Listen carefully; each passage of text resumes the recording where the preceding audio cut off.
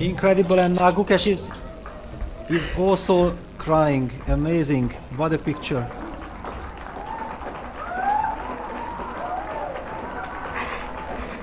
భారతదేశ చెస్ చరిత్రలో ఇదొక మరపురాని ఘట్టం.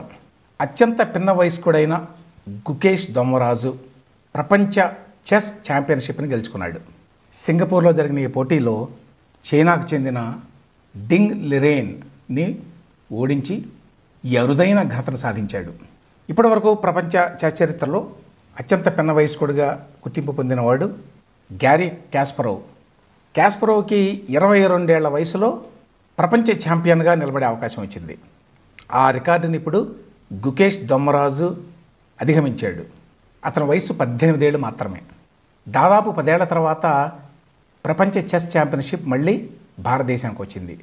తీసుకొచ్చిన గుకేష్ దొమ్మరాజు చెన్నైలో పుట్టి పెరిగిన అతనికి తెలుగు మూలాలు ఉండటం తెలుగు వాళ్ళకి అదనపు ఆనందం. దేశ చరిత్రలో మొదటిసారిగా విశ్వనాథన్ ఆనంద్ ప్రపంచ చెస్ ఛాంపియన్గా 2012లో గెలిచాడు. ఆ తర్వాత వరుసగా 5 సార్లు గెలిచాడు. 2012 వరకు కూడా ఆ టైటిల్ని నిలబెట్టుకున్నాడు. 2013లో మ్యాగ్నస్ కార్ల్సన్ చేతిలో ఓడిపోయాడు. ఇక అప్పటి నుంచి ఇప్పటి వరకు కూడా మళ్ళీ ఆ ఛాంపియన్షిప్ టైటిల్ భారతదేశానికి రాలేదు. ఇప్పుడు 10 ఏళ్ల తర్వాత గుకేష్ దాన్ని సాధించుకొచ్చాడు. ఇందులో ఇంకో విశేషం ఏంటంటే 2013లో జరిగినటువంటి ఈ టోర్నీ చెన్నై వేదికగా జరిగింది. అక్కడ విశ్వనాథన్ ఆనంద్ మ్యాగ్నస్ కార్ల్సన్ తలపడ్డాన్ని స్వయంగా 8 ఏళ్ల గుకేష్ చూశాడు.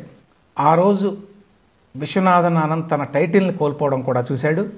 అప్పుడే నేను నిర్ణయించుకున్నాను, అంటే 8 ఏళ్ల వయసులో ఎప్పటికైనా మళ్ళీ నేను ఈ టైటిల్ని భారతదేశానికి తీసుకొస్తాను అని అనుకున్నాను. ఆ కళ ఇప్పటికీ 2024లో 10 ఏళ్ల తర్వాత నెరవేరింది అని చెప్పి గుకేష్ నిన్న సింగపూర్లో జరిగినటువంటి ఈ టైటిల్ ఛాంపియన్షిప్ తర్వాత గెలిచిన తర్వాత మాట్లాడుతూ అన్నాడు.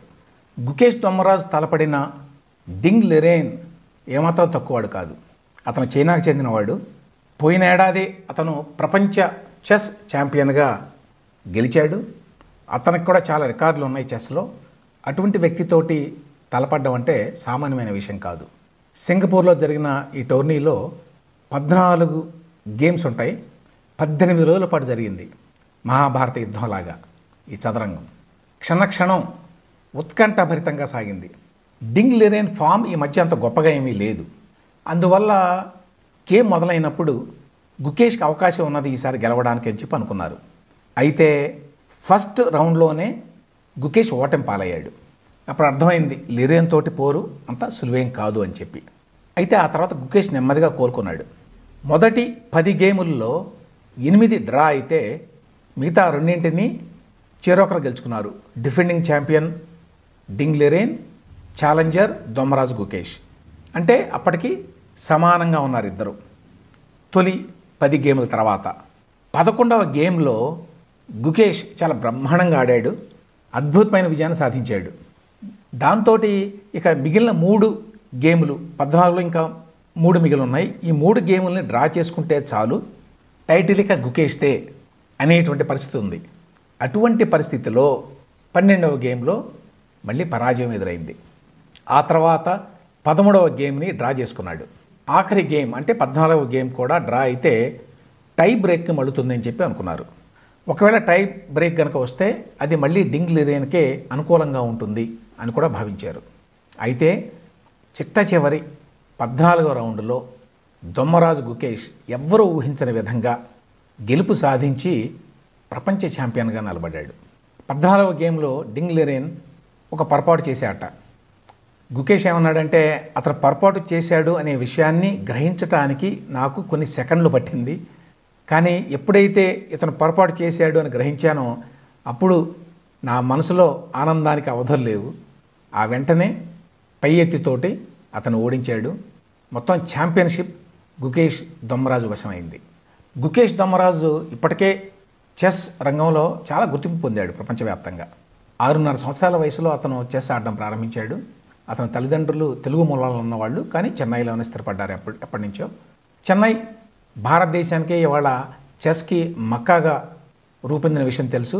ఇటీవల కాలంలో చాలామంది ప్లేయర్స్ చెన్నై నుంచి వస్తున్నారు. విశేషం ఏంటంటే వాళ్ళల్లో గుకేష్ దొమ్మరాజు లాగానే ఎక్కువ మంది తెలుగు మూలాలు ఉన్న వాళ్ళు ఉన్నారు.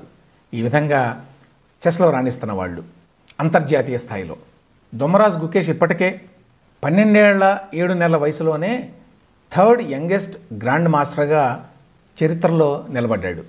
మొన్న ఏప్రిల్లో, అంటే అప్పటికే అతనికి 17 సంవత్సరాలు, టొరంటోలో జరిగిన క్యాండిడేట్స్ టోర్నమెంట్లో కూడా గెలుపొంది ఇప్పటి ప్రపంచ చెస్ ఛాంపియన్షిప్ టైటిల్ కోసం పోరాడడానికి అర్హత సాధించాడు.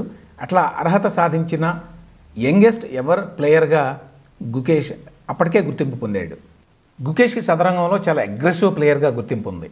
అతను ఓపెనింగ్స్లోనే చాలా కాంప్లెక్స్ పొజిషన్స్ని క్రియేట్ చేస్తాడని, తద్వారా తన ప్రత్యర్థుల్ని అన్సెటిల్ చేస్తాడని పేరుంది. ఈ మొత్తం గెలుపులో చంద్రుడి మీద మచ్చలాగా ఒక చిన్న కామెంట్ గ్యారీ కాస్పరోవ్ నుంచి వచ్చింది. ఏమంటాడంటే, ఈ ప్రపంచ చెస్ ఛాంపియన్షిప్లో మ్యాగ్నస్ కార్ల్సన్ లేకపోవడం అనేది చాలా పెద్ద లోటు అని అన్నాడు. నేను ఇంతకుముందు చెప్పినట్టు 2013లో విశ్వనాథన్ ఆనందని మ్యాగ్నస్ కార్ల్సన్ ఓడించాడు. అప్పటి నుంచి అతనే ప్రపంచ చెస్ ఛాంపియన్గా కొనసాగుతున్నాడు. పోయిన ఏడాది అతను ఛాంపియన్షిప్లో పాల్గొనలేదు. నాకు మోటివేషన్ లేదు, నేను ఇప్పుడు నెల రోజుల పాటు దీనికోసం ప్రిపేర్ అవ్వాలన్న కోరిక కలగడం లేదు అని చెప్పి వైదొలిగాడు. అతను లేకపోవడం అనేది ఒక లోటు.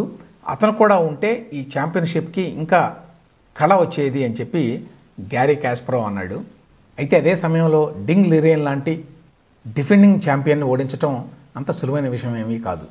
ఇవాళ నేను ఆడింది బెస్ట్ టోర్నమెంట్ ఆఫ్ ది ఇయర్గా నేను అనుకుంటున్నాను అని చెప్పి డింగ్ లిరేన్ కూడా అన్నాడు ఓడిపోయిన తర్వాత. అయితే చివరిలో నేను చేసిన పొరపాటు వల్ల, బ్లండర్ వల్ల నేను ఓటమి పాలు కావాల్సి వచ్చింది అని కూడా అన్నాడు. అందుచేత గుకేష్ దొమ్మరాజు విజయాన్ని ఏమాత్రం కూడా తక్కువ అంచనా వేయడానికి వీల్లేదు. ఇటీవల కాలంలో ప్రపంచ చెస్ రంగంలో భారతీయులు చాలా పెద్ద ఎత్తున రాణిస్తున్నారు. భారతదేశం నుంచి వచ్చినటువంటి చిన్న చిన్న పిల్లలు అనేక రికార్డులు స్థాపిస్తున్నారు.